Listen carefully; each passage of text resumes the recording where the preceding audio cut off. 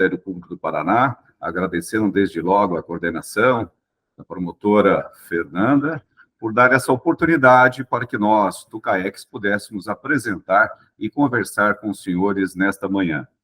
É uma reunião de trabalho, a ideia é que possamos apresentar uma história de sucesso, vamos dizer assim, um caso prático, que foi adotado no CAEX há algum tempo e que agora está produzindo seus frutos. Na verdade, nós estamos falando da forma como nós estamos tratando o conhecimento produzido na nossa área, no CAEX, no estado do Paraná. Esse assunto parece ser um assunto comum, um assunto banal, mas ele irá refletir no dia a dia da nossa instituição. E quando nós falamos em instituição, nós, às vezes, deixamos de levar em consideração que nós estamos falando de uma organização. E a organização depende muito do conhecimento que ela produz e do conhecimento que ela transfere, porque se nós não observarmos esse detalhe importantíssimo para o nosso futuro, nós deixamos de guardar, aproveitar e utilizarmos, né, socializarmos o conhecimento que é produzido ao longo do caminho.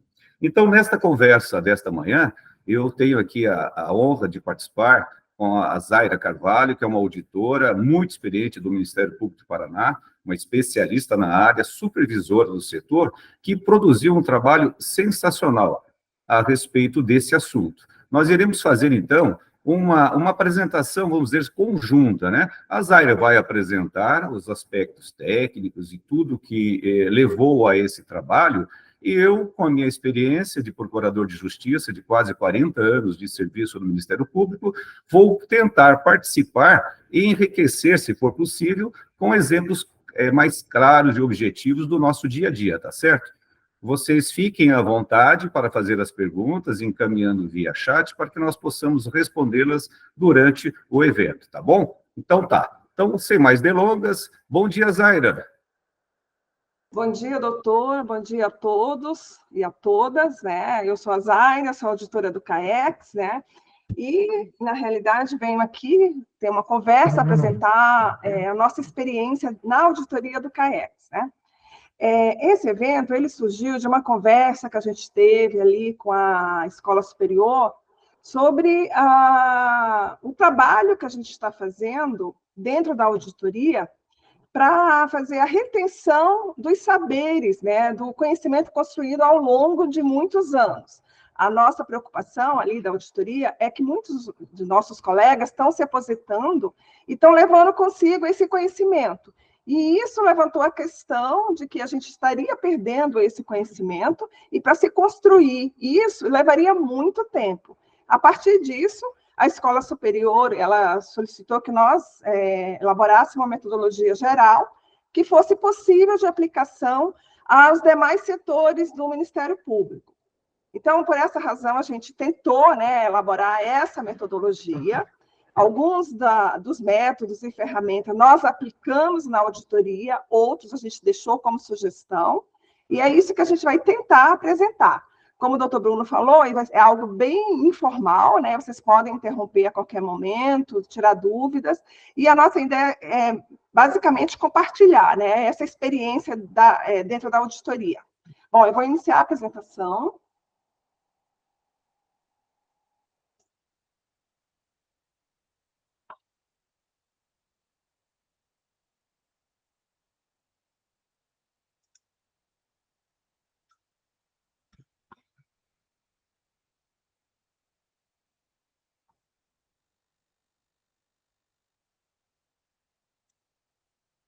A gente vai falar um pouquinho sobre inovação e conhecimento tácito no âmbito do Ministério Público, né? Quais são as estratégias práticas para a identificação e registro desses saberes, né? A princípio, a gente na auditoria, a gente começou a fazer intuitivamente, né? A gente queria realmente reter esse conhecimento no setor e fomos fazendo de forma intuitiva.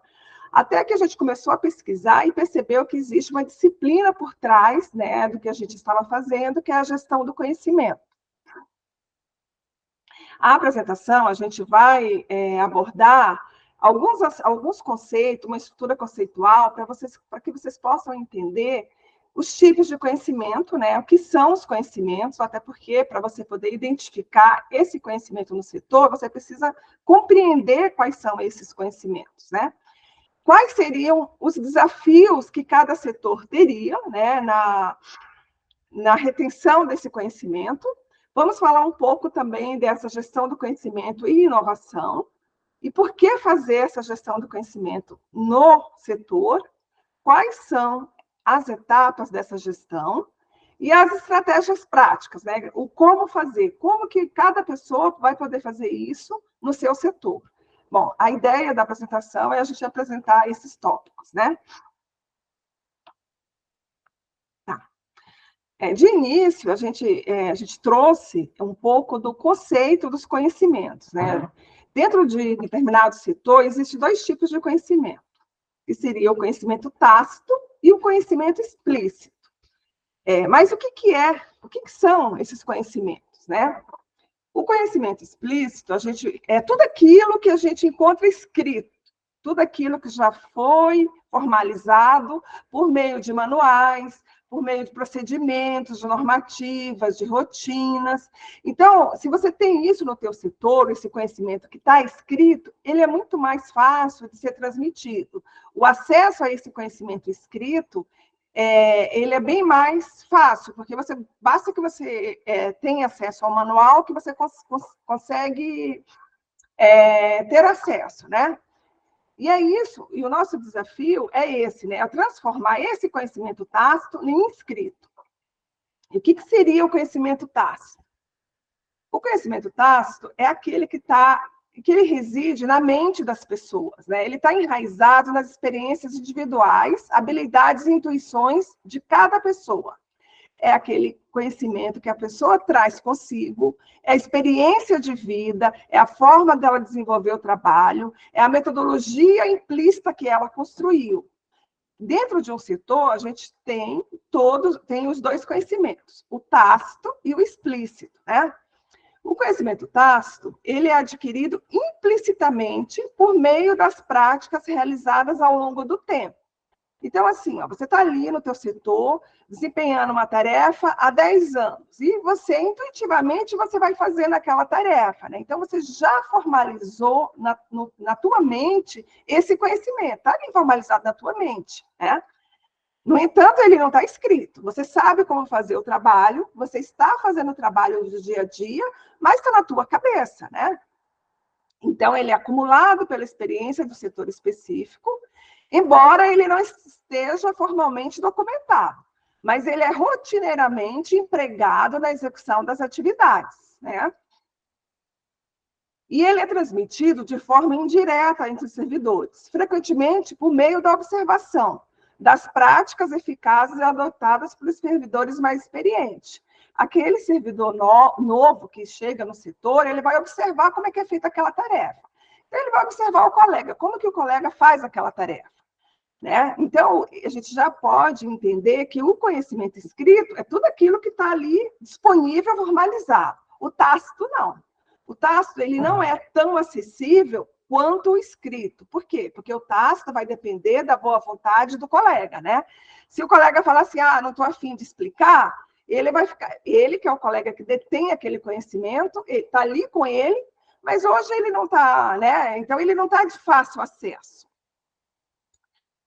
Por fim, aqui tem um esqueminha, né? O que é o tácito? É a experiência, né? E o know-how. E o explícito são as metodologias, políticas e procedimentos e os documentos, né? Tudo que está escrito.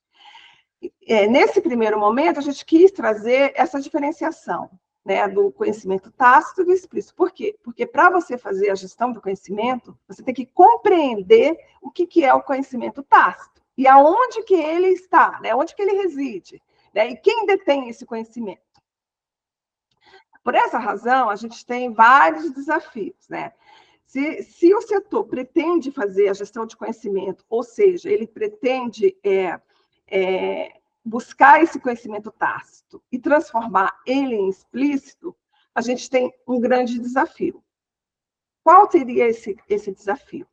E a gente vai precisar identificar, né, qual é esse conhecimento, né, que reside ali no setor, a gente vai precisar capturar como que eu posso retirar esse conhecimento das pessoas, né? E transformar em explícito para poder compartilhar esse conhecimento. E a partir daí a gente vai precisar compartilhar, né? Porque frequentemente, ele reside nas mentes das pessoas. E também, ele pode ser perdido, a pessoa passa num outro concurso, deixa a instituição, se aposenta, como é o caso da auditoria, que muitos auditores estão se aposentando, e o nosso conhecimento da auditoria, ele não é um conhecimento que você encontra em livros, você não encontra na internet. A gente construiu isso ao longo dos anos, né? Os primeiros auditores do primeiro concurso, eu sou uma delas, né?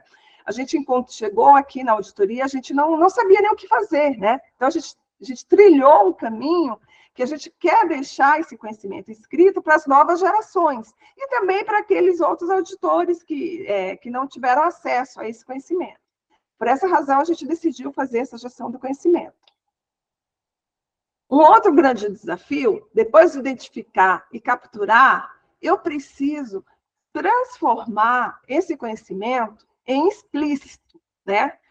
Quer dizer, em escrito, né? Eu consegui identificar quem detém o conhecimento. Eu consegui capturar, né? Agora eu preciso transformar todo esse conhecimento em um conhecimento escrito. E um outro desafio que a gente tem no setor é criar e desenvolver novos conhecimentos. Quando a gente começa a movimentar o conhecimento do setor, começa a conversar sobre, vão surgir novas ideias, vão surgir novas formas de se fazer o trabalho, vão surgir insights, e a partir disso a gente vai desenvolver novos conhecimentos. Então, a gente não pode mais estar trabalhando como a gente trabalhava há 10 anos atrás, porque há uma evolução e a gente, então, precisa também acompanhar essa evolução e criar e desenvolver novas formas de fazer o nosso trabalho. E, por fim, um outro grande desafio é identificar as lacunas tecnológicas, né? O que seria isso, né? O que seria lacunas tecnológicas? Bom, cada setor desenvolve seu trabalho, né, de uma forma, e às vezes a gente passa 10 anos fazendo o trabalho da mesma forma, ao passo que hoje já há disponível no mercado softwares, né, robozinhos, planilhas eletrônicas que possam nos ajudar a fazer aquele mesmo trabalho de forma mais efetiva. Em relação a esses desafios, eu penso que o doutor Bruno, se o senhor quiser, doutor, comentar um pouco o trabalho que a gente está fazendo na auditoria, até a questão da curatela, que está sendo desenvolvido, né, um software, né, para fazer o trabalho de forma mais efetiva. O que o senhor gostaria de... Eu gostaria de dizer, assim, contribuindo para a nossa discussão, que a questão do conhecimento, às vezes, a gente não leva, não dá a devida atenção a esse capital, né? Nós estamos falando de vários tipos de capital: o capital intelectual de uma organização, o capital organizacional, o capital de inovação, que você acabou de falar das lacunas tecnológicas, o capital relativo aos processos e o capital digital. Quer dizer, essa situação que aconteceu no CAEX foi fruto de uma série de decisões que foram tomadas ao longo do caminho, né, que permitiram que essa iniciativa pudesse ter sucesso, né? Então, nós estamos falando de uma organização extremamente complexa, que passa por uma revolução, né, sobre vários aspectos, né, tecnológica, inclusive de metodologia de atuação. E o avanço do nosso agir, né, ministerial depende exatamente da avaliação do nosso conhecimento. O conhecimento antigo, o conhecimento atual e o conhecimento futuro. Nós precisamos fazer ligações entre essas etapas, né, e verificarmos se estamos no caminho certo. Tá? Muito bem. Há 8 anos, nós tínhamos no setor de auditoria um passivo absurdo, né? Com um tempo de resposta do setor muito aquém das necessidades do Ministério Público. Então, esse setor passou por uma verdadeira revolução, onde nós passamos a nos preocupar com os resultados. Então, assim, para nós conhecermos, né, como nós estávamos agindo, foi feito um levantamento, foram feitas reuniões, né, foram tirados técnicos do setor para que pudessem os próprios técnicos avaliarem aquilo que eles estavam produzindo, né? Então, isso significa que, dentro do Ministério Público, nós temos muitas expertises, muitas áreas especializadas, mas nós precisamos dar oportunidade para que essas próprias áreas possam contribuir para a construção de modelos mais aperfeiçoados e mais eficientes, né? A gente costuma dizer, e isso é um fato comum, que a expertise do especialista, ou do promotor, ou do técnico, né, ela deixa de ser um conhecimento real se ela não evolui, né? Se ela fica apenas no seu conhecimento pessoal, você tem ali uma pessoa com dogma, né? Ou com uma opinião, né? E essa opinião, às vezes, eu faço isso há 10 anos, eu faço isso há muito tempo. Isso não significa nada. Isso quer dizer, o que eu quero dizer em última análise, é que os mais antigos, não existe limite para a discussão sobre esse capital que se chama conhecimento dentro da instituição. Desde o promotor ou o servidor que acaba de entrar na instituição como o membro mais antigo, ele precisa passar por atualizações e permanente discussão sobre aquilo que nós estamos produzindo e oferecendo para a nossa instituição, tá certo? Então, aí você vai ver lacunas tecnológicas, você vai ver problemas em relação ao processo, né? A transformação desse conhecimento não está sendo feita de forma adequada, né?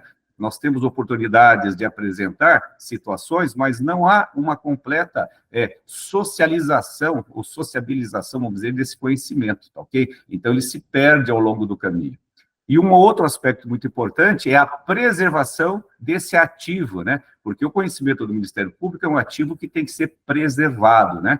Nós também observamos que, muitas vezes, o conhecimento aqui produzido é levado para fora e lá fora, então, utilizado como conhecimento próprio e não da instituição, tá ok? Mas vamos conversando e vamos discutindo a respeito desse assunto, tá? Verdade. Então, aí vocês já perceberam, né, o grande desafio que, enquanto servidores ou membros do Ministério Público, estagiários, residentes, nós temos, né, em relação à gestão do conhecimento, né? Esse é um desafio que a gente precisa considerar. Tá. E o que a gestão do conhecimento tem a ver com a inovação? A gente já falou que é importante, né, fazer a gestão do conhecimento. O que tem a ver com a inovação? Quando você trabalha a gestão de conhecimento no setor, na instituição, ela vai criar um ambiente propício para a inovação. Como que ela vai criar? Uma vez que você está movimentando ali o conhecimento, você está falando sobre os trabalhos, as atividades, né? Vão surgir, vai abrir espaço para criatividade, vai abrir espaço para novos insights, para novas ideias, e vai facilitar também a colaboração. Vai promover a aprendizagem contínua, organizar e disseminar o conhecimento e estimula a exploração de novas ideias e soluções, né? Estamos ali no setor, a gente vai parar e vai pensar assim, como que nós estamos fazendo o nosso trabalho, né?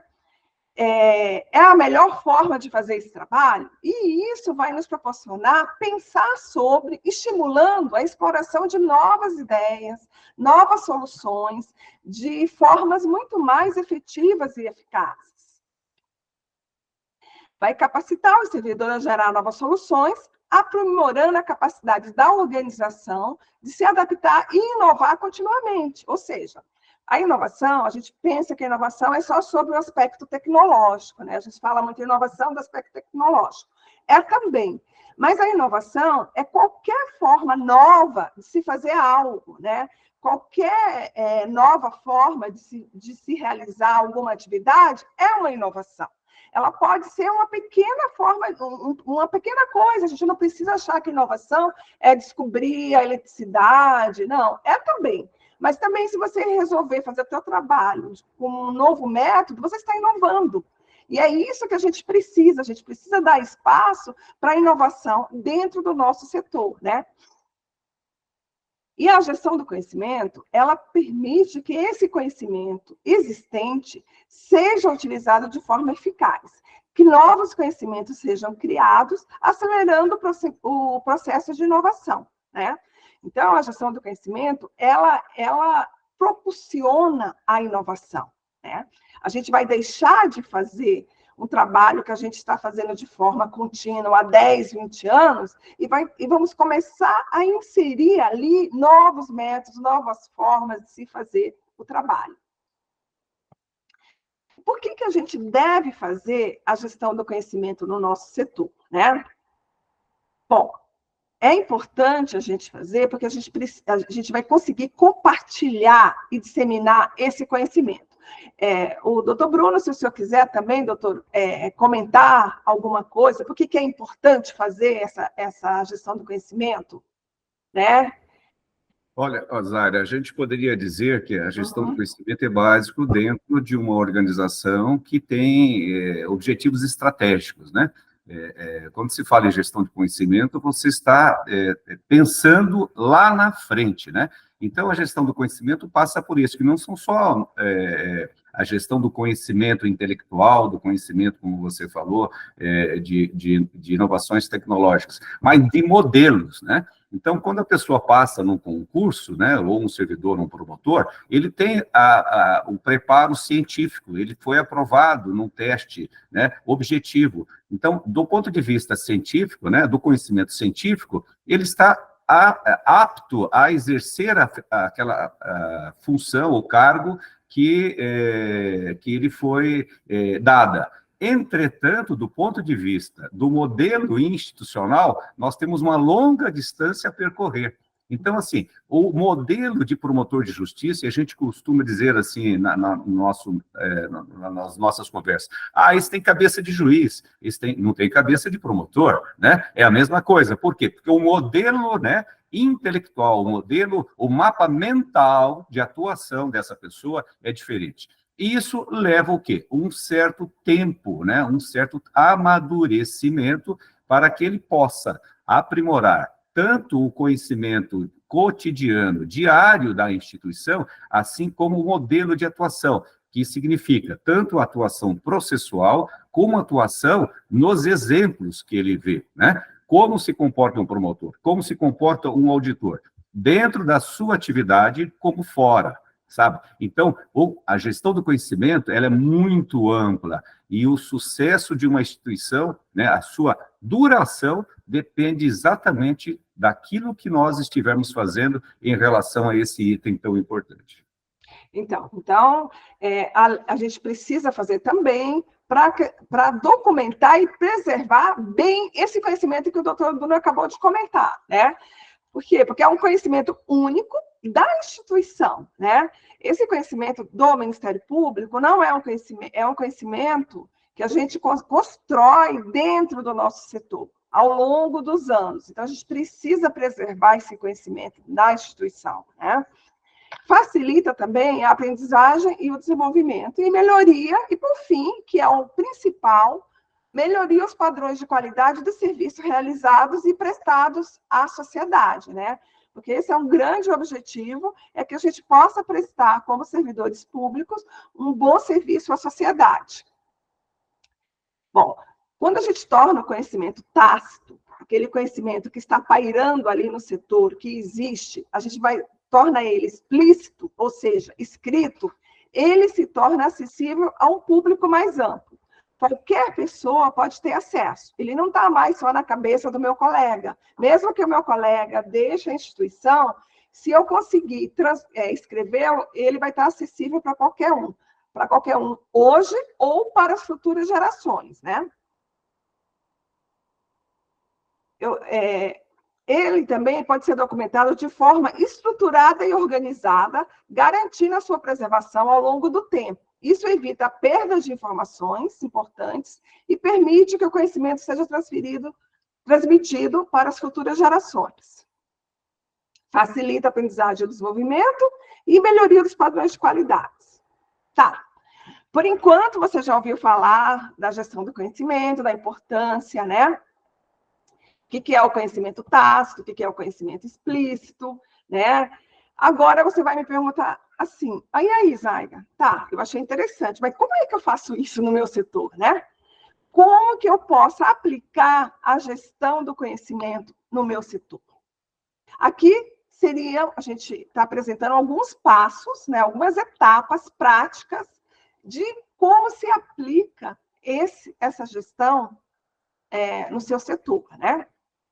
O primeiro passo, a gente precisa identificar, né? Bom, eu sei agora o que é conhecimento tácito, né? Eu sei que está na mente das pessoas, né? Da experiência, né? Então, quais são essas pessoas que detêm esse conhecimento, né? Eu vou precisar parar e vou precisar olhar para essas pessoas. Qualquer pessoa tem esse conhecimento, desde aquelas pessoas que estão na instituição há mais tempo, com a experiência de trabalho delas, né? Como aquelas que acabaram de chegar. Aquelas que acabaram de chegar, elas trazem também um conhecimento, uma experiência, um curso que ela fez, um outro local de trabalho, uma nova forma, novas ideias. Então, a gente precisa considerar que todas as pessoas possuem um conhecimento tácito, e a gente precisa identificar aquele conhecimento que é relevante e que a gente possa aplicar no nosso setor, né? Tá, uma vez identificado, eu preciso capturar esse conhecimento, né? E aí vem a questão: quais métodos eu posso utilizar para que eu possa capturar esse conhecimento, né? Como que eu vou fazer isso? Eu sei que o fulano lá, ele é um expert em fazer determinada tarefa, mas ele faz do jeito dele, né? E do jeito dele é legal de fazer. Como que eu posso, que método eu posso utilizar para capturar esse conhecimento dele? A gente vai ver aqui, a gente vai apresentar na sequência, né? Depois que eu capturei esse conhecimento, eu vou precisar organizar isso, né? E aí eu preciso utilizar algumas ferramentas. Que ferramentas eu vou precisar utilizar para organizar esse material rico que eu capturei? E após a organização, eu vou precisar disponibilizar esse material, né? Porque a gestão do novo, eu transformei aquilo que está na mente das pessoas no material escrito, e a partir daí eu posso disponibilizar, né? Aí eu vou analisar e avaliar como que eu vou disponibilizar isso no meu setor. Então, essas seriam as etapas da gestão de conhecimento, são essas 4 etapas. E a partir dessas etapas, a gente desenvolveu algumas estratégias práticas, né? Em 2 passos. O primeiro passo, que seria a identificação desse conhecimento, e o segundo passo seria o registro desse conhecimento. Na identificação, a gente elencou aqui alguns métodos, né, de identificação desse registro que podem ser aplicados. O que eu quero ressaltar aqui, que a gente identificou alguns. Você pode utilizar um, outro, 2, 3, combinar, ou nenhum, e você utilizar o seu próprio método, né? Porque cada setor tem suas especificidades, né? E geralmente a gente não consegue aplicar tudo no mesmo setor. Depende do setor, né? Tá. Entre os métodos que a gente vai apresentar aqui, a gente elencou a observação, a entrevista, estudos de caso, história de sucesso. Esse aqui, estudos de caso, história de sucesso, a gente faz bastante na auditoria, sabe? A gente consegue trazer isso, né? Análise de documentos e registros, tecnologias de colaboração, a gente também faz na auditoria, reuniões temáticas, a gente vai trazer exemplos disso, né, do que a gente tem feito na auditoria do CAEX. Tá, uma vez identificado, a gente vai para o registro, né? Bom, como que eu posso, quais são as ferramentas práticas que eu posso registrar esse material? Eu posso trazer esse conhecimento em manuais, eu posso trazer esse conhecimento em checklists, em tutoriais, né? Fazer vídeos de tutoriais, guias práticos. Na auditoria, a gente faz bastante, a gente está desenvolvendo atualmente um manual, né? Vou apresentar para vocês assim, a ideia, né, do que a gente está fazendo dentro da auditoria. A gente faz também checklist, A gente tem dentro da auditoria alguns checklists para fazer análises de portais de transparência, para fazer análise de fundações, né? Então, a gente trouxe isso, escreveu isso e falou, olha, você vai fazer uma análise de um portal? Então, segue esses passos aqui, né? Que foi uma forma da gente escrever, né? Se a gente deixasse muito aberto, cada auditor iria fazer da sua forma. Mapas de conhecimentos e fluxogramas é uma outra ferramenta que pode ser utilizada para fazer esse registro. Banco de dados de problemas e soluções. Bom, essa ferramenta, ela é uma ferramenta, assim, magnífica. A gente tem pensado em fazer isso na auditoria. O que seria isso? A gente tem pensado em fazer assim, ó. Pegar um caso concreto, né? Nós vamos pegar um caso, colocar lá, problema, ou então caso concreto, né? E aí, a partir disso, a gente vai descrever ali os problemas e as soluções. E comunidades de práticas online. Mas, na sequência, vou apresentar cada uma delas. Tá. Bom, vamos lá para a questão prática, né? Das estratégias de identificação. Observação. O que é observação? A observação é simples, né? É só ficar olhando o colega ali do lado, como é que ele está fazendo, né? Mas a gente vai precisar não só observar como que ele age, né? Também a gente vai precisar registrar o passo a passo do processo. Como que ele está fazendo o trabalho dele, né? Primeiro ele vai lá, ele pega, ele lê, depois ele busca a legislação, depois a gente vai fazer o passo a passo. Como a gente escreveu isso, e a gente vai precisar registrar isso na sequência, a gente vai precisar validar esse processo, né? Então, a ideia é que depois que você observe, que você registre ali o passo a passo, você aplique, vai fazer a sua aplicação para validar esse processo. Esse é um método, né? Um método de identificação. O segundo método é a entrevista, tá? Você pode chamar o colega e conversar com ele, né? Fazer um questionário lá e conversar com ele.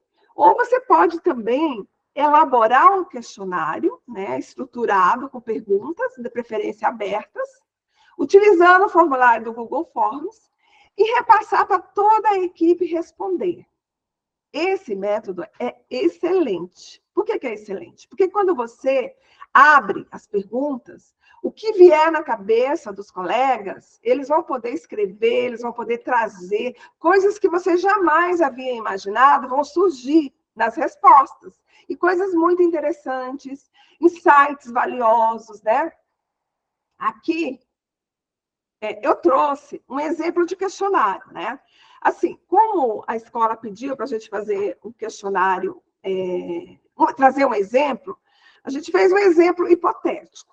Na auditoria, a gente aplicou um questionário para saber a necessidade de conhecimento, né, de habilidades para desenvolvimento do trabalho. Esse primeiro questionário que a gente fez há uns anos atrás, ele resultou em uma pós-graduação feita pela Escola Superior, né, que foi um trabalho assim inédito, né? A escola ela abriu esse trabalho para vários órgãos públicos, vários ministérios públicos, e tudo isso decorreu de um questionário que foi aplicado aos colegas, né? Eu acho que, não sei se o doutor Bruno quer comentar um pouco dessa questão da pós, que a gente conseguiu viabilizar isso, que foi, assim, eu acho que foi sensacional, né? Zaira, novamente falando sobre essa questão da organização como um todo, né? A gestão de pessoas, ela passa por essa gestão do conhecimento, né? E também pelo clima organizacional. Dentro de uma instituição, nós precisamos ter um nivelamento, né? E se a gente tem uma gestão por resultado, uma gestão preocupada com o produto final que está sendo produzido, a gente consegue medir, né? Então, organização, quando você trabalha individualmente, sozinho, não tem essa preocupação, é você e o processo, você e o teu caso. Mas quando você pensa em instituição, e aqui a questão é essa, né? como, né, criar essa cultura de conhecimento dentro de uma instituição, você exige outros fatores, né? Por exemplo, dentro da organização, e aqui vai um elogio ao Dr. Joelson, né, que conseguiu implantar um modelo de gestão altamente competente. Por quê? Na medida em que você vê o resultado, ele consegue observar a deficiência de conhecimento de algum colega, né? Então, esse colega que está atrasando, né, na resposta de um resultado, ele consegue trazer para uma discussão e verificar. Está faltando treinamento, está faltando ferramenta, está faltando metodologia, ou, às vezes, esse colega tem até um problema diferente, de ordem particular, né, que está influenciando no seu resultado, tá certo? Então, assim, a gestão do conhecimento, gente, é uma coisa assim, altamente significativa para uma organização, mas ela passa por essa organização de uma área que, além de ouvir as pessoas e criar um clima democrático de participação, né, onde as pessoas se sintam à vontade para opinar, para criticar, para corrigir, ela tem que medir o que está sendo feito, senão você não consegue avaliar se nós temos essa diferença de formação ou de conhecimento para a produção de um resultado significativo. Tá ok, Zaira? Sim, com esse questionário que a gente elaborou, a gente conseguiu, como o doutor Joelson falou, identificar as lacunas de conhecimento dos colegas. E, a partir disso, a gente apresentou uma proposta para a escola superior que conseguiu viabilizar esse curso de pós-graduação, né? Que foi realmente sensacional. Aqui, nesse questionário, que eu trouxe como exemplo, são 10 questões, né? E aí, nessas questões, são questões abertas, que podem ser aplicadas uma ou outra, ou você pode também elaborar as suas questões, mas com base nisso você consegue identificar aquelas lacunas, aqui, por exemplo, a questão 2. Pode descrever um desafio significativo que enfrentou em seu trabalho, né? E como você conseguiu superá-lo? Às vezes, o colega está enfrentando um desafio e está batendo a cabeça dele ali, meu Deus, como que eu vou resolver esse problema? Meu Deus, qual que é a solução? Enquanto que outro já enfrentou isso e superou e já sabe como fazer isso de uma forma muito eficiente, né? Só que esses colegas não se conversam, né? Não conseguem se conversar, então a gente não tem isso escrito. Ao passo que se a gente tivesse isso escrito, o colega ia lá e acessar. Poxa, aconteceu isso aqui na promotoria, mas deixa eu ver se existe em alguma outra promotoria esse mesmo problema. Como é que foi resolvido? Você entende? Você está compartilhando informações, né? Por exemplo, quais práticas ou rotinas você adota para garantir a qualidade e a eficiência no seu trabalho, né? Cada um faz o seu trabalho de uma forma. Tem aquele que faz mais rápido, tem aquele que faz de forma mais eficiente, e tem aquele que demora mais, que tem um custo maior para fazer aquele trabalho, porque ele não tem acesso àquelas práticas eficientes que o colega tem, que o colega sabe, o colega utiliza uma planilha eletrônica, mas eu não sabia que podia utilizar, ou o colega tem acesso a um sistema, você entende? A gente precisa compartilhar essas informações, né? E aí, quando a gente aplica esse questionário, a gente traz para o setor a expertise das pessoas, né? O que é, elas vão parar e elas vão pensar sobre, né, o trabalho. Aqui, então, são 10 questões, né? Que é só um exemplo. Claro que, se você quiser aplicar um questionário, você pode fazer o seu próprio questionário, né? Esse aqui eu trouxe como exemplo. Por exemplo, você utiliza algum método ou ferramenta não oficial que facilita o seu trabalho? Às vezes o colega achou na internet um programinha que facilita. Então, vamos compartilhar, vamos trazer essa técnica lá dele, nessa ferramenta, esse método dele, vamos escrever para compartilhar essa informação. Então, nesse exemplo de questionário, eu trouxe 10 questões, né, abertas, que pode ser aplicado. Como eu falei, na auditoria, antes da gente pensar em gestão de conhecimento, a gente estava fazendo a gestão de conhecimento, sem saber que a gente estava fazendo, né? Foi intuitivamente, e aí, a partir do momento que a gente começou a pesquisar, a gente descobriu essa disciplina, e a gente foi fazendo, assim, intuição. Vamos perguntar para o pessoal o que é isso, o que eles acham disso, né? E como o doutor Bruno mesmo falou, né,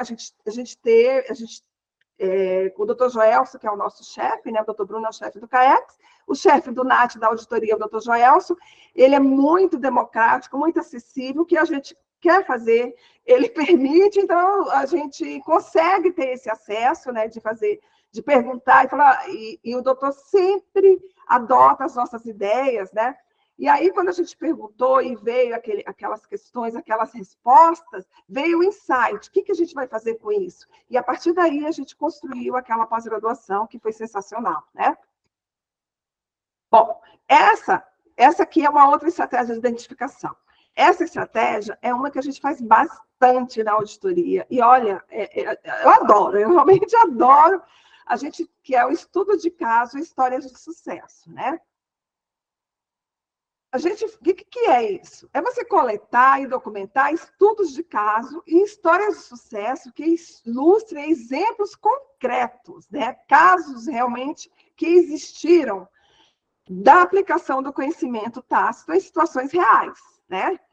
Por exemplo, o colega apareceu uma situação lá, ele não sabia como fazer, mas ele tem uma expertise, uma experiência, ele foi lá e fez. Vamos apresentar, né?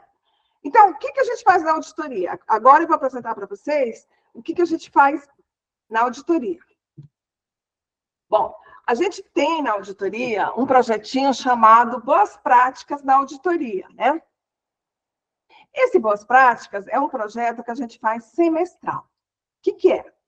A gente até faz um folderzinho, né? Com a temática, com o cronograma, né? E nesse cronograma, a gente, junto com a coordenadora técnica hoje, a Michelle, ela está na coordenação técnica hoje, da auditoria, a gente conversa e eu falo assim, Michelle, veja um trabalho legal, de repercussão, um trabalho que ficou excelente, que o colega fez, que teve repercussão, ou que utilizou uma estratégia diferente, ou que utilizou um BI para fazer o trabalho, ou que utilizou um software, né? E vamos convidar esse colega para apresentar isso.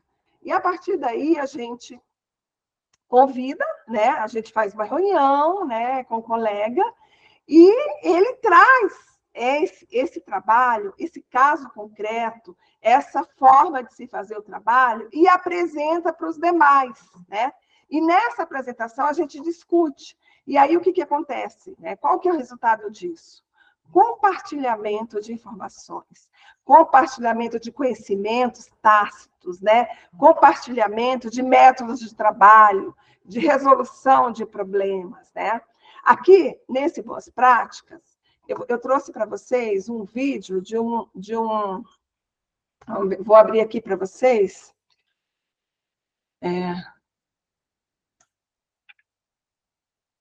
Opa, não, eu tenho que voltar um pouquinho. Eu vou apresentar a princípio esse aqui, antes do vídeo, né? Esse aqui... Oi, sim. Só complementando o que você está dizendo, em relação, por exemplo, aos membros do Ministério Público, o que a Zaira disse? Que num ambiente de trabalho, se você é promotor e é gestor de uma unidade de trabalho, né? Todo promotor hoje tem uma unidade de trabalho com assessores, estagiários, etc. Então, é uma unidade de trabalho complexa, né? Nós estamos dizendo que essas boas práticas têm que ser discutidas no ambiente de trabalho, né? O que foi feito de novo no CAEX, que é o diferencial? Que o espaço para estudo e para aperfeiçoamento foi feito no horário de trabalho, tá certo? Não é a complementação, o estudo não foi relegado para um curso noturno, né? Um estudo no final de semana, né? A gente, antigamente, tinha muito a gente via muito isso. Eu preciso fazer um mestrado, um doutorado, ou mesmo uma simples especialização. Você tinha que estudar durante as férias, você tinha que apresentar seu trabalho tirando licença, né, queimando licenças, né? O que foi feito aqui? Aqui não. Nós adotamos o seguinte: o estudo e o aperfeiçoamento faz parte do dia a dia do trabalho, da nossa rotina. Portanto, algumas horas do dia, né, nós atribuímos para que os servidores pudessem estudar e discutir essas boas práticas, tá certo? Isso gerou o efeito, no primeiro momento, se tivemos, assim, algum atraso no serviço, ele foi compensado logo mais à frente. Por quê? Porque esse ambiente criou condições para o aperfeiçoamento e para a melhoria. Então, eu só queria colocar aqui, Zaya, como uma boa prática, tá certo? Que normalmente na área pública, do serviço público, né, alguns chefes entendem assim: não, você tem que estudar depois do horário, você não pode ficar estudando aqui. Pode sim, né? Nós podemos muito bem, o promotor reunir a sua equipe, trazer alguém para discutir com ele, com seus assessores, né, alguma situação, porque isso vai criando, né, esse ambiente favorável para a discussão, aperfeiçoamento e melhoria. E tem que ser feito assim, no horário de trabalho. Era isso, Zé, que eu queria completar. Verdade, doutor. Tanto que a nossa pós ela foi feita dentro do horário de trabalho, e realmente a gente teve uma adesão ótima, né? Mas, enfim, o que eu quero apresentar para vocês é o que a gente faz, esse estudo de casos concretos, né, que a gente chama boas práticas na auditoria, estudos de metodologias, né? Aqui, eu vou apresentar um vídeo que foi o tema amostragem estatística em auditoria, né? Que tema? Esse tema é super importante para a auditoria. Por quê? Porque a gente ainda não faz a amostragem. Existem, quando o trabalho chega na auditoria, às vezes o trabalho tem milhões de dados, né? E isso às vezes inviabiliza. E a gente precisa evoluir com isso, a gente precisa utilizar a técnica científica comprovada de amostragem em auditoria, né? Porque é uma técnica, é científico, né? A estatística é científico, só que a gente não sabia como fazer, não sabia até que a gente trouxe, junto com um colega, que é um excelente colega, né? Um auditor, né? Junto com... Aqui, nessa apresentação, nós temos o nosso colega Alexandre, que é o auditor de Cianorte, e o estatístico do CAEX, que é o Paulo, que é esse que vocês estão vendo no vídeo. Eu vou passar alguns trechos do vídeo, vocês não vão ouvir, mas eu só quero mostrar como é que foi feito. Os dois, né, em conjunto, trouxeram para nós técnicas... O estatístico, ele trouxe conhecimento estatístico, e o Alexandre entrou conhecimento de auditoria, e a partir da junção dos dois conhecimentos científicos ali, dos dois, eles trouxeram para nós um excelente trabalho, sabe? Algo bem inovador, que se a gente conseguir implementar na auditoria, a gente vai dar salto. Aí, ao invés de ficar lá 6 meses trabalhando no processo, se a gente utilizar essa metodologia, a gente vai conseguir fazer o trabalho bem mais rápido, né?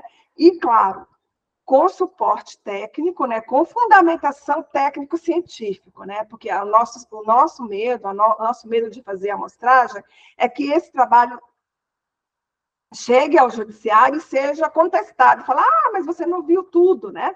E a partir dessa metodologia desenvolvida, não há como contestar, porque é uma metodologia científica, uma metodologia baseada em uma disciplina que está amplamente, que todo mundo faz, entendeu?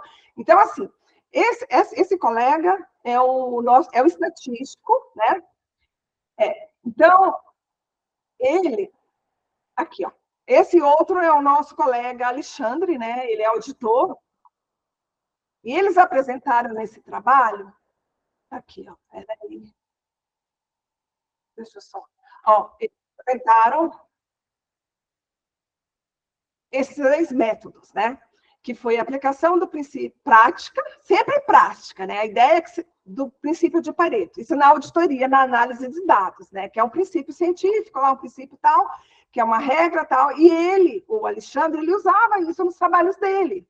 Eu, particularmente, eu nem sabia o que era isso, né? Até que o Alexandre, eu tenho 26 anos de Ministério Público, de auditoria do Ministério Público, eu nunca ouvi falar nisso, até que o Alexandre trouxe isso. Eu falei, nossa, mas que legal! Então, esse compartilhamento, sabe, o colega lá tem esse conhecimento lá, ele precisa trazer isso para os demais colegas, né? E aí, além de trazer essa aplicação prática do princípio de Pareto. Ele também desenvolveu a metodologia para apuração do preço de mercado. Ele, com demais colegas, né, a gente fez um trabalho, né, de elaboração de normas técnicas de referência, criamos um grupo que depois eu vou mostrar para vocês, e que o Alexandre fez parte, tanto o Alexandre como o nosso estatístico lá, o Paulo, junto com mais colegas, como o Júlio e outros colegas lá, eles desenvolveram uma metodologia para apuração de preço de mercado. Isso porque, quando a gente faz a apuração de sobrepreço, superfaturamento, muitas vezes é contestado, sabe? Cada um faz de um jeito, e a gente precisava uniformizar e fundamentar cientificamente o nosso trabalho, para que, quando chegar no judiciário, podem contestar o que for, sabe? Mas está bem fundamentado. E aí, se houver contestação por parte do réu, do advogado e tal, ele que apresente uma metodologia mais fácil, que eles nunca vão, assim, a gente acha que é bem mais difícil, né? E, por fim, o estatístico, ele apresentou a aplicação prática da técnica de amostragem estatística num caso de auditoria, né? Ele, ao invés... então, assim, esse estudo de caso, esse projeto de boas práticas, a gente conseguiu gravar, porque alguns a gente não grava em razão das informações sigilosas, né? Às vezes é um caso que está em andamento, a gente prefere não gravar.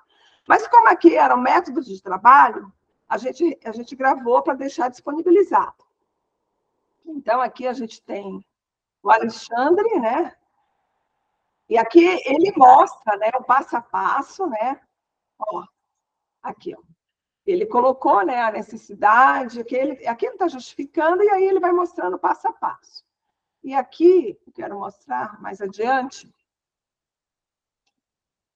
aqui já é o estatístico falando da experiência que ele teve em auxiliar uma auditoria na área de saúde, né? Ele tinha milhões, mais de 10 mil AIHs para analisar. E ele utilizou essa técnica, né? Vamos ver aqui. E aí, no decorrer dele, há bastante discussão, né? Uhum. Os colegas vão apresentando e aí a gente troca ideias. Vamos ver aqui, eu quero mostrar para vocês o trabalho do estatístico. Uhum.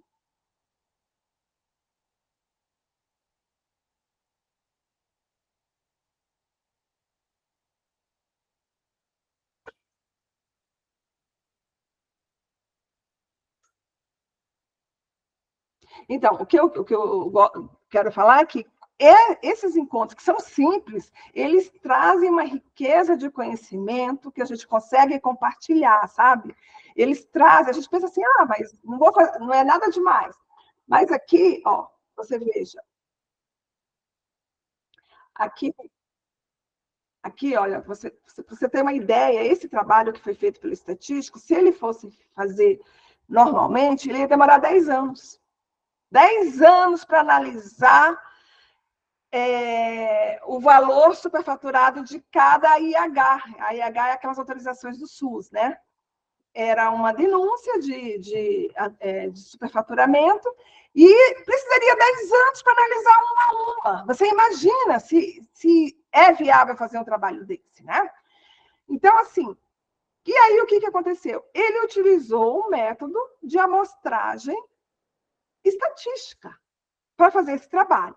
E, ao final, ele concluiu, ele chegou ao valor do superfaturamento, ele chegou ao intervalo do superfaturamento. Ele falou assim para a promotoria, olha, e chegou cientificamente, né? Ele chegou aqui e disse, 95% de chance que o valor superfaturado é esse, né? De 95% de chance. O valor está entre o intervalo tal e tal. Então, quer dizer, ele não precisou 10 anos para fazer o trabalho. Ele fez o trabalho utilizando essa técnica, né? E foi isso que ele apresentou para a gente. Então,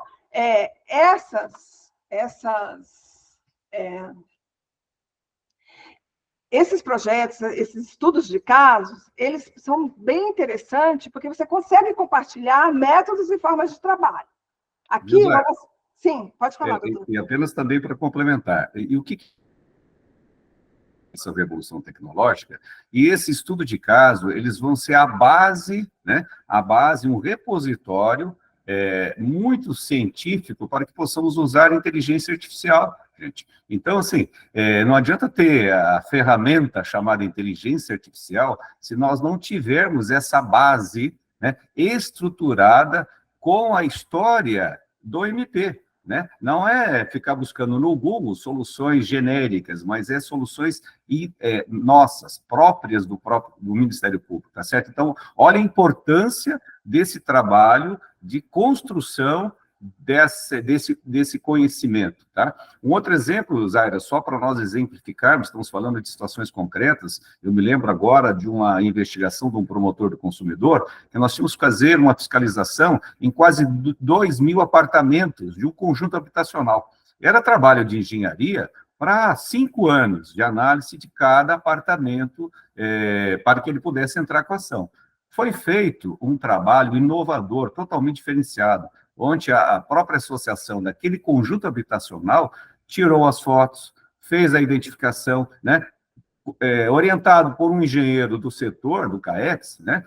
Essas pessoas receberam um passo a passo de como retirar a fotografia, de como fazer a medição, de como documentar essa prova foi documentada, e aí o engenheiro, então, uma equipe, se baseou nos casos mais graves. Então, é mais ou menos isso que o Paulo fez, né? Ele foi lá, ele tem 2.000 apartamentos com indicativos X, Y, Z de problemas estruturais, mas nós tiramos por amostragem esse caso, aquele caso, aquele caso. Então, em 2, 3 meses, o processo de investigação foi concluído. E o resultado que nós gostaríamos de alcançar está lá, prático.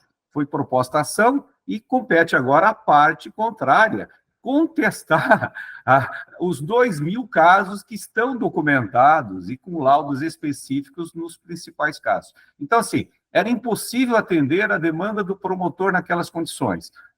O estudo do caso, a conversa, a discussão e a inovação propicitou que a área de engenharia pudesse atender essa população. O resultado, então, extraordinário. É bem isso, doutor. Exatamente isso. Às vezes a gente não tem uma solução, né, para aquele caso, e, de repente, não tem, porque a gente não conversa, a gente não troca ideia, né? Então, esses encontros, eles proporcionam isso. E o que acontece? A gente consegue expandir a mente, consegue abrir a cabeça e pensar maior, né? Porque se a gente está apenas ali no nosso trabalho, ali fazendo aquele dia a dia ali, a gente não consegue expandir, né? Pensar grande, né? Bom, esse foi um outro caso que foi essa semana, segunda-feira, né? O colega, que foi o João Morales, o auditor lá de Cascavel, ele apresentou um caso concreto de fraude em licitações, né? Que foi indícios de conluio em licitações no município lá, né?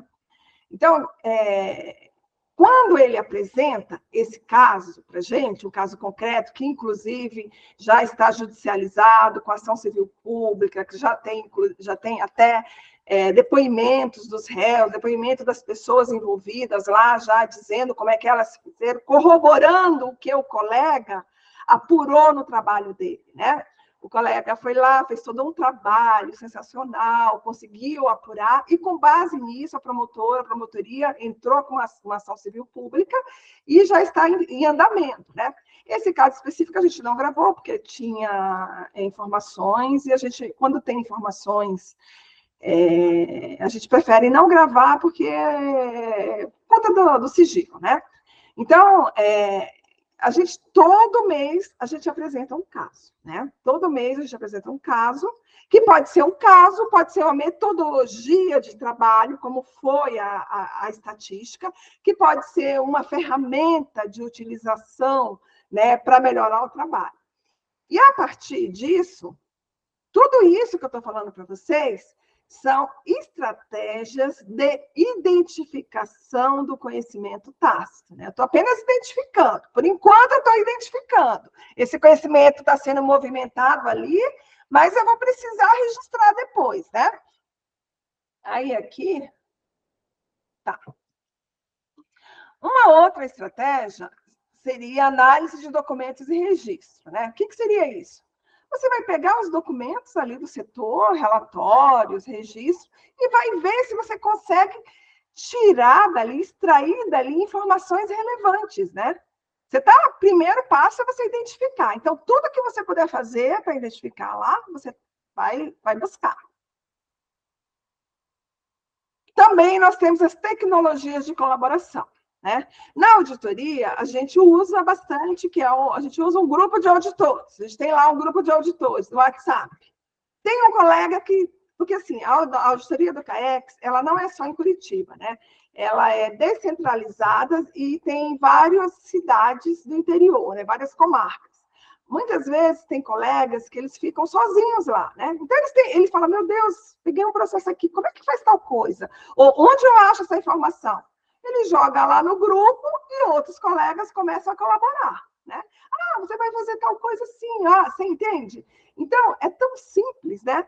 Então, a gente pode utilizar as tecnologias, tipo fóruns online, pasta compartilhada no Google Drive, Hangouts, e aí vamos colocando ali, né? Certamente muitos já usam essas tecnologias de colaboração, né? Por exemplo, eu coloquei um exemplo aqui. Você cria uma pasta no Google Drive, coloca lá tema, né? Vamos pôr ali, fraude, ou vou pegar um exemplo de promotoria lá, né? Coloca lá qualquer tema. Coloca as dificuldades vivenciadas e como resolveu. Porque daí, cada vez que alguém faz um atendimento ou trabalha aquele tema, ela vai lá na pasta compartilhada e coloca. Dificuldade tal. Resolvi assim. E aquilo vai ficando registrado. Vai ficando registrado. Vai ficando registrado. Depois, quando você tiver tudo isso, você pode transformar isso num material, assim, valiosíssimo. E como o doutor Bruno mesmo comentou, né, o trabalho do Ministério Público é do Ministério Público, né? Você não vai achar lá no Google, né? Como que faz para resolver o problema tal? Você vai colocar lá no Google, né? Ao passo que, se você tem essa pasta lá, são problemas práticos que a equipe vivenciou e você registrou lá naquela pasta. E aí, com o passar do tempo, vai se tornando um acervo de problemas e resoluções valiosíssimos, né? E reuniões temáticas, que é aquilo que o doutor Bruno falou, né? Do promotor reunir a equipe, vamos falar sobre tema tal, né? Olha, identifiquei que aqui no nosso setor ocorre muito problema tal. Vamos conversar sobre? Vamos discutir esse tema, né? E aí, né? E quando abre a discussão, vai se aflorando, a mente vai expandindo, a criatividade vem, vão se aflorando as ideias. Bom, essas são as estratégias práticas de identificação do conhecimento tácito, né? Que a gente apresentou nessa metodologia. Não quer dizer que você vai usar todas, e também não quer dizer que você não pode utilizar outras que você ache mais adequadas, né? São apenas algumas estratégias. Zaira, sim. E aí vem assim, muitos colegas ficam esperando, eu estou esperando a escola fazer um curso, eu estou esperando trazer um especialista. Não, além da sua promotoria, tem colegas que coordenam, né? Coordenador administrativo, é um coordenador de um grupo de estudo, né? Os grupos de estudo, aqui no Paraná, principalmente, em outros locais, pode ter um outro nome, mas tem esse papel, né? Além do encontro social, porque você conversar com um colega, discutir com ele problemas diários, isso é muito importante, né? Faz parte do nosso dia a dia. Mas você não precisa ficar esperando a escola, porque esse trabalho regional, local, vai criando condições para que você possa apresentar temas, né, para a própria escola, você entende? Então, assim, dessa discussão diária que você promoveu com promotores da sua área, ou com promotores da sua região, né, ou com técnicos, se for o caso, da sua região, no nosso caso, nós fazemos isso, né, nós abrimos oportunidade para que isso seja feito, vai possibilitando que aquele assunto de interesse geral, né, o que a gente chama de perguntas frequentes, possa ser tratado depois em outro nível já institucional, né? Então, assim, não fique esperando a solução vinda de cima, né? No seu dia a dia, você pode fazer a diferença com esses encontros temáticos.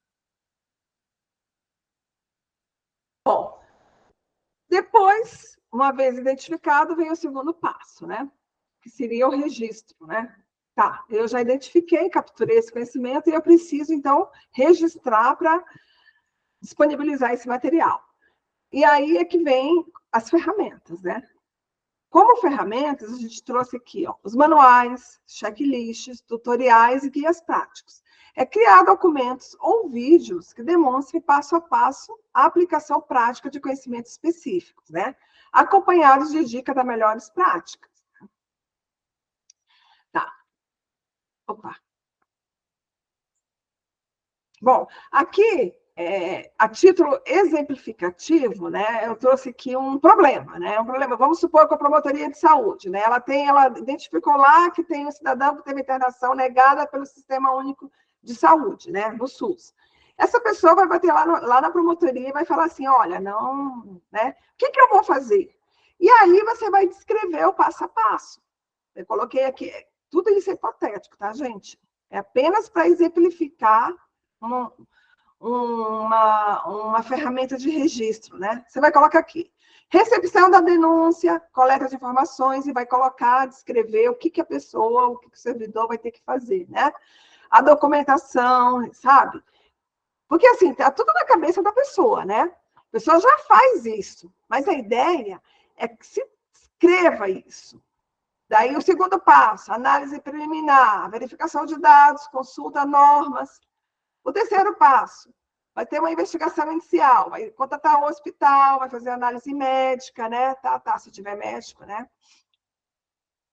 Quarto passo, vai fazer um ofício ao SUS, vai negociar, tal. Então, isso que são coisas que já estão sendo feitas, né? É muito importante que sejam escritas, né? É muito importante que sejam escritas. Esse é um exemplo. Um outro exemplo é um que a gente que está em construção. Esse aqui a gente está fazendo na auditoria, né? Que está em construção, a gente está fazendo como se fosse um manual das normas técnicas de referência. A gente ainda não finalizou, a gente não sabe se vai se chamar normas técnicas, se vai se chamar material de apoio, né? Mas o que acontece? Qual que é a ideia? A gente vai transformar o assunto, né? E dentro do assunto, aqui eu trouxe para vocês a análise da proposta orçamentária. Vem bastante esse tema para auditoria, tá? E aí, qual que é a ideia? A gente vai construir um livro, um manual, um e-book, né? Do que é, do trabalho, né? Da estrutura conceitual, né? Para deixar isso para os novos auditores ou para aqueles outros auditores que nunca fizeram análise da proposta orçamentária. Assim, quando ele pegar esse material, ele basta que ele olhe lá e ele vai ver o que é cada item, qual é o referencial normativo aplicado a esse caso, o que eu preciso de dados para verificação, né? Como que eu faço a análise da proposta orçamentária? E aí a gente está descrevendo item a item como se faz esse trabalho. Aqui a gente tem o item 2, né? Contabilidade financeira, execução orçamentária e financeira, né? Então, aqui a gente está destacando item a item.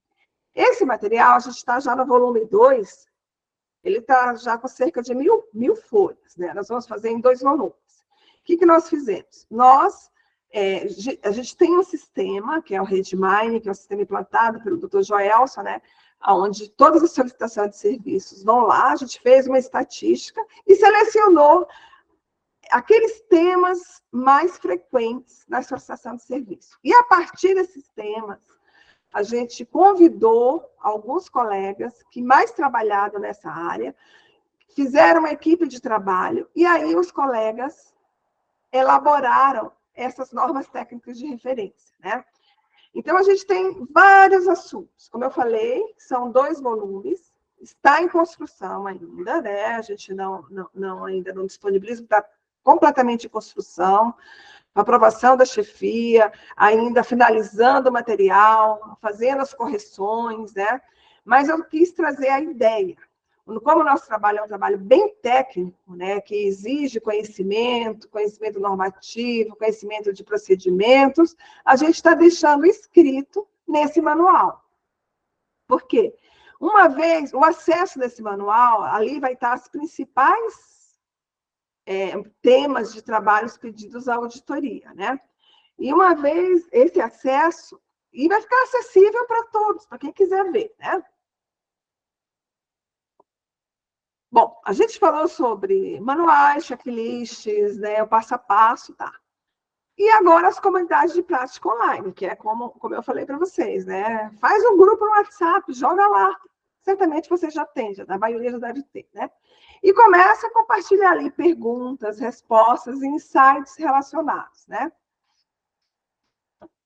Bancos de dados com problemas e soluções, né? Que é aquilo que eu mostrei para vocês, jogar lá uma pasta no Google Drive sobre temas e assuntos.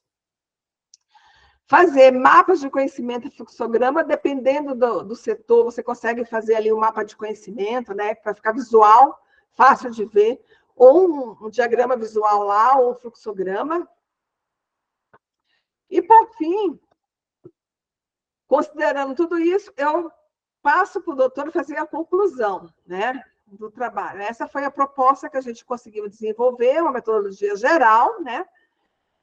E eu não sei se vão querer, se alguém tem alguma dúvida, se alguém quer fazer alguma intervenção, né?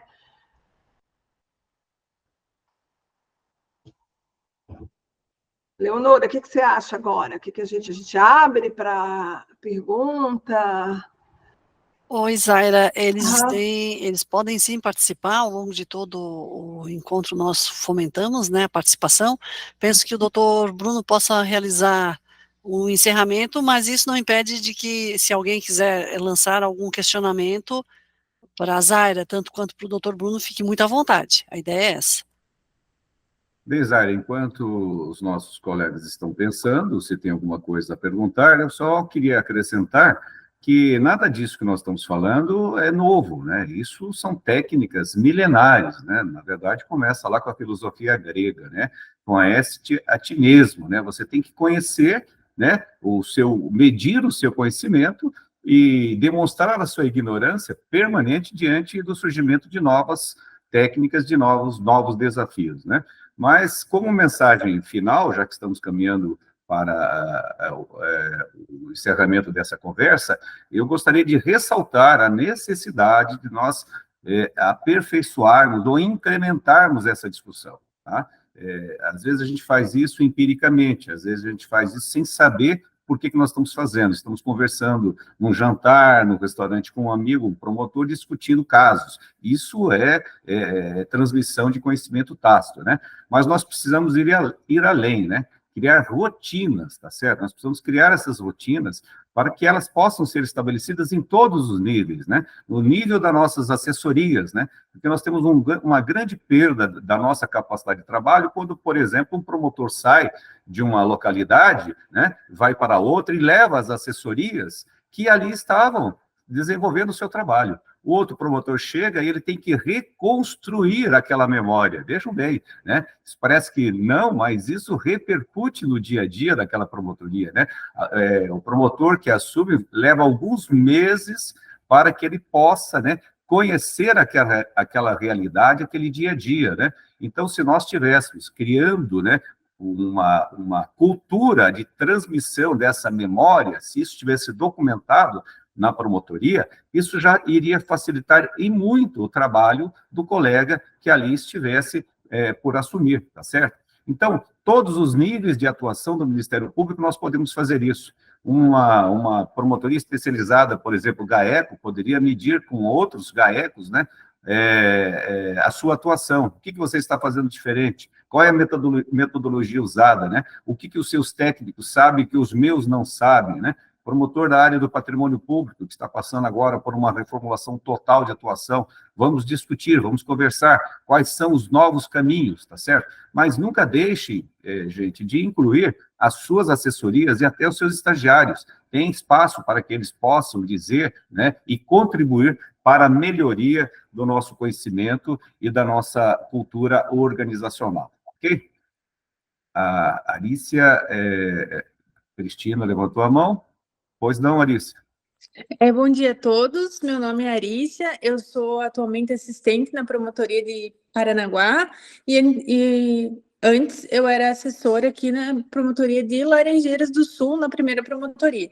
Uma das iniciativas que a minha chefe teve foi criar como se fosse um onboarding, uma integração para quem chegasse na promotoria já soubesse qual seria toda a estrutura da promotoria, o que cada um fazia, estrutura da delegacia, fazer um checklist para denúncia, as matérias e pontos recorrentes que aconteciam dentro de um processo criminal, por exemplo, o que estagiário X deveria observar, metas, desafios de curto prazo, na busca de endereço, o que o estagiário, o servidor tem que fazer. E isso foi sendo compilado num Docs, na promotoria, e foi compartilhado com todos os servidores. Quando um servidor acabava o contrato, a gente adicionava o outro e aquele material permanecia o mesmo. Aí só tinha essa transmissão de conhecimento mesmo, já compilado no papel, para não precisar explicar de novo. A gente dava um tempo para a pessoa ler aquilo dali, aí tinha um sumário, é como se fosse realmente um manual de orientação funcional que os membros têm, só que da nossa unidade, como que era para fazer, por exemplo, dosimetria da pena, o que era para fazer na execução penal, pena de multa, dicas, enfim, eram compilados dos temas que a gente fazia na prática, só que ali num Docs vitalício, digamos assim. Aí a gente implementou na promotoria de Paranaguá também agora, e ali a gente tem um checklist de denúncia nos crimes dolosos. E ali o pessoal vai usando, e tenho dúvida disso, vai lá, procura primeiro se está ali, se não tiver, daí eles vêm e procuram para a gente. Só queria compartilhar com vocês que deu certo em 2 comarcas que a gente passou. Perfeito, parabéns, Arícia, parabéns para a promotora que implantou esse trabalho, né, e que tenho certeza que é um sucesso, e que deveria ser compartilhado, né, em nível estadual para todas as demais promotorias. É exatamente esse tipo de exemplo que nós estamos discutindo aqui hoje, sabe, gente? O que nós podemos fazer que nós não estamos fazendo, né? Porque esse exemplo particular de Paranaguá serve de exemplo para todas as demais promotorias, né? Eu citei essa questão das estruturas de assessoria, porque isso é um fato, né? Acontece rotineiramente, né? Com a alteração, com a troca das assessorias. Então, há uma perda significativa do conhecimento que aquela área tinha sobre o setor, tá ok? Mais alguma indagação, gente? Podemos encerrar por aqui, então? Então tá, muito obrigado, Zaira, pela apresentação, pelo seu trabalho, tá ok? É excelente o trabalho desenvolvido pela Zaira, uma profissional do mais alto nível. Quero deixar também aqui o reconhecimento ao trabalho do Dr. Joelso, de toda a equipe do CAEX, tá? Nós temos uma equipe sensacional, voltada para o aprendizado e para o compartilhamento das suas experiências, e por isso que eles hoje são referência, tá? E agradecer mais uma vez à escola pela oportunidade, tá ok? Muito obrigado a todos, um bom dia de trabalho e até a próxima.